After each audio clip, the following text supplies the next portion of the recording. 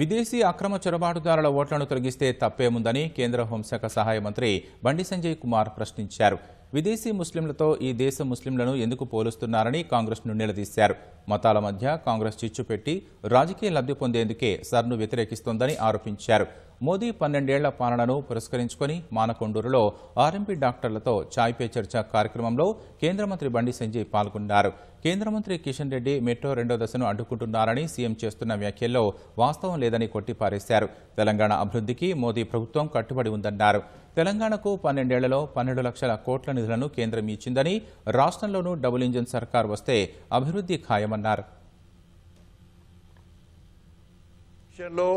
Congress party 2 మతాల మధ్య విభేదాలు సృష్టించి రాజకీయ లబ్ధి పొందే ప్రయత్నం చేస్తూ ప్రజల లోపల ఒక భయానక వాతావరణం సృష్టిస్తున్నది.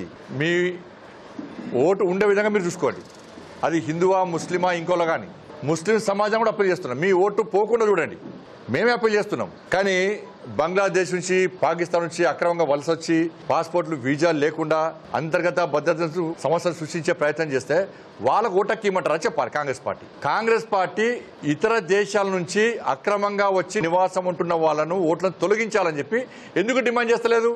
ఇలా ఇక్కడ ముస్లింలను అక్కడ ముస్లింలతో పోల్చొద్దు కాంగ్రెస్ పార్టీ పోలుస్తున్నది. వాళ్ళ నిజంగా కేంద్ర ప్రభుత్వానికో కిషన్ రెడ్డి గారికో అభివృద్ధి అడ్డుకోవాలనే ఆలోచన ఉంటే తెలంగాణ రాష్ట్రానికి ఇన్ని ప్రాజెక్టులు ఎందుకు వస్తాయి? ఇన్ని నిధులు ఎందుకు వస్తాయి?